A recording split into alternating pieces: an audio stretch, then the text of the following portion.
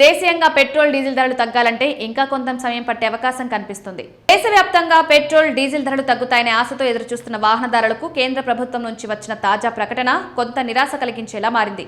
అంతర్జాతీయ మార్కెట్లో ముడి చమురు ధరలు తగ్గుముఖం పడుతున్నప్పటికీ దేశీయంగా ఇంధన ధరలు వెంటనే తగ్గించడం సాధ్యం కాదని కేంద్ర ప్రభుత్వం స్పష్టం చేసింది.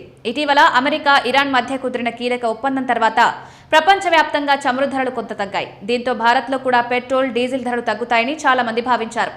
అయితే ప్రస్తుత పరిస్థితుల్లో వెంటనే ధరల తగ్గింపుపై నిర్ణయం తీసుకోవడం సాధ్యం కాదని కేంద్ర మంత్రి సురేష్ గోపి వెల్లడించారు. ఈ అంశంపై స్పందించిన ఆయన ముడి చమురు ధరలు తగ్గడం ఒక్కటే ఇంధన ధరల తగ్గింపుకు కారణం కాదన్నారు. ముఖ్యంగా అంతర్జాతీయ మార్కెట్ పరిస్థితులు, రవాణా వ్యయాలు, సరఫరా వ్యవస్థ, దేశీయ చమురు కంపెనీల ఆర్థిక పరిస్థితి వంటి అంశాలు కూడా కీలక పాత్ర పోషిస్తాయన్నారు. హార్మోజ్ జలసంధి మళ్లీ తెరుచుకోవడం సానుకూల పరిణామమే అయినప్పటికీ అక్కడి నుంచి ముడి చమురు సురక్షితంగా భారత్కు చేరుకోవడానికి కొంత సమయం పడుతుందని పేర్కొన్నారు. అంతర్జాతీయ మార్కెట్లో ధరలు తగ్గిన వెంటనే దేశీయ మార్కెట్లో దాని ప్రభావం కనిపించదన్నారు. గత కొంతకాలంగా పశ్చిమాసియా ప్రాంతంలో నెలకొన్న ఉద్రిక్త పరిస్థితులు, యుద్ధ వాతావరణం కారణంగా ప్రభుత్వ రంగ చమురు సంస్థలు భారీ ఒత్తిడిని ఎదుర్కొన్నాయని గుర్తు చేశారు.